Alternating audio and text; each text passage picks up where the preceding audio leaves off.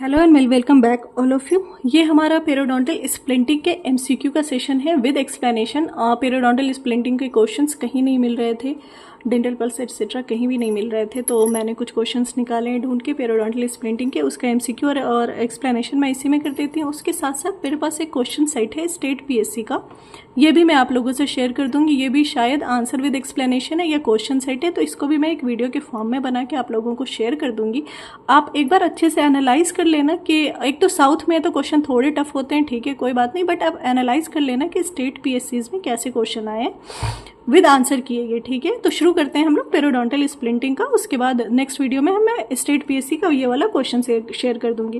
पहला क्वेश्चन है, which of the following is the primary objective of periodontal splinting? Option है whitening of teeth, occlusal correction, establishment of mobile teeth and correction of crowding.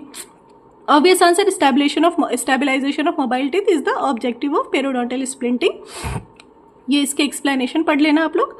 Next question क्या है? Splinting is most effective when tooth mobility is due to first loss of pulp vitality, second inflammation and trauma, third is caries, next is last is malocclusion. Splinting सबसे ज़्यादा effective होता है जब tooth mobility किस कारण हो रहा हो? इन्फ्लामेशन और ट्रॉमा के कारण जब टूथ मोबिलिटी होती है उस टाइम अगर आप स्प्लिंटिंग करो ना तो वो सबसे ज़्यादा इफेक्टिव होगा। ऐसा क्यों?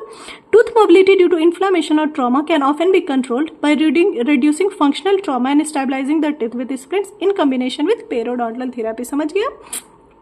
जो फंक्शन की वजह से ट्रॉमा हो रहा है उसको हम लोग रिड्यूस करा के स्प्लिंटिंग कर दें तो स्प्लिंटिंग इफेक्टिव हो जाएगा। Next question is, question number 3 is, which of the following is a requirement for an ideal periodontal splint? आपका एक आइडियल पेरियोडोंटल स्प्लिंट कैसा होना चाहिए?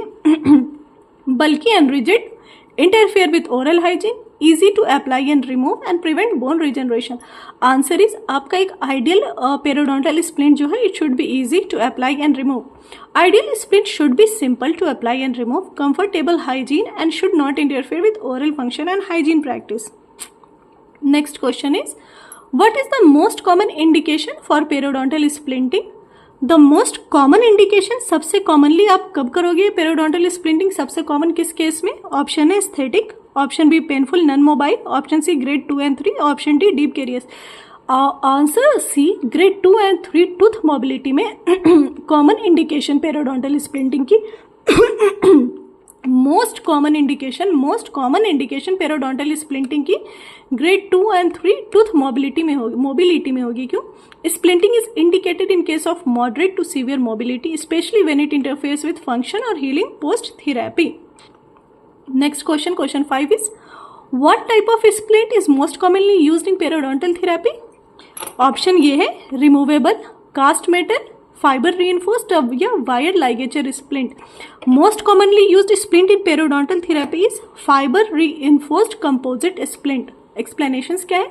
एस्थेटिक होते हैं, इजी टू फैब्रिकेट है and provide adequate stabilisation without significantly affecting the oral hygiene aesthetics, ठीक है।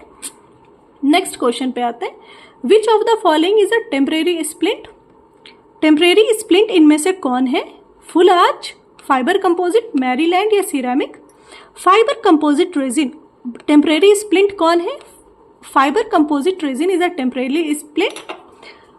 Fiber composite resin splits are typically temporary or semi-permanent and are used during or after PDL therapy for stabilization. Next question 7 is, an important contraindication for splinting is, splinting कब contraindicated होगा?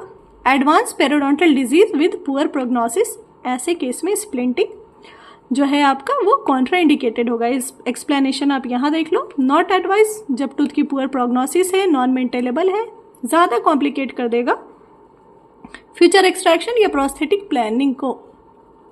The role of occlusal adjustment in periodontal splinting is to, occlusal adjustment क्यों करोगे आप periodontal splinting में? Answer question है, option है mobility increase करने के लिए, प्लाक रिटेंशन इनकरेज करने के लिए, रिड्यूस करने के लिए ट्रॉमेटिक फोर्स, या लूजन करने के लिए टीथ इंटेंशनली।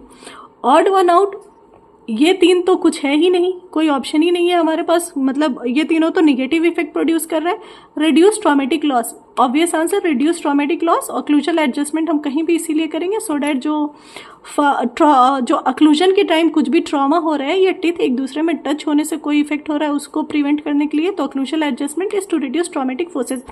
देखो कोई आंसर नहीं भी आए ना तो आप कोशिश किया करो ऑड वन आउट देखने की, कि 3 ऑप्शन के बारे में मुझे बिल्कुल नहीं पता, इस चौथे ऑप्शन के बारे में मुझे पता है यही होगा, ऐसा कुछ। जैसे कि एक फल के टोकरी में अगर 4 फ्रूट्स हैं और आपको पता है कि एप्पल कैसा दिखता है, और आपको पता नहीं है कि एप्पल कैसा दिखता है, आपको पता है मैंगो, बनाना एंड पियर कैसा दिखता है, और आपको कहा जाए एप्पल उठा के लाओ, तो ऑब्वियस है कि मैंगो आपको पता है, मैंगो पता है, पियर पता है और बनाना पता है, तो आप एप्पल उठा लोगे। ऑप्शन में वैसा ही होगा।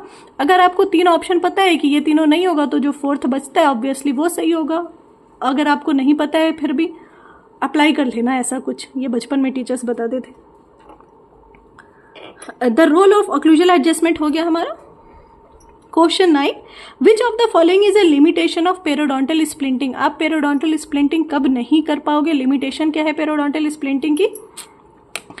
It supports bone regeneration, requires strict oral hygiene maintenance, always permanent, can replace bone loss.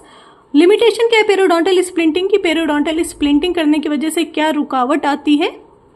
It requires strict oral hygiene and maintenance. अगर आप किसी को स्प्लिंटिंग कर रहे हो तो वहाँ पे strict oral hygiene and maintenance की जरूरत पड़ती है, और ये लिमिटेशन है स्प्लिंटिंग का। पेशेंट को ओरल हाइजीन अपना मेंटेन रखना होगा। Splint can harbour plaque and make cleaning difficult, so meticulous oral hygiene is essential to prevent further pedial deterioration. The term physiological splinting refers to, physiologic splinting से आप क्या समझते हो? Completely immobilising teeth, allowing some natural movements while providing support, artificial teeth replacement, anchoring only mobile teeth। Physiologic splinting का मतलब है allowing some natural movement while providing support, allowing some natural movement while providing support, इसको हम लोग बोलते हैं physiologic splinting. Physiologic splints are designed to allow minimal natural tooth movement like this while stabilizing the teeth। यहाँ पे हमारा खत्म हुआ स्प्लिंटिंग का MCQ, ठीक है।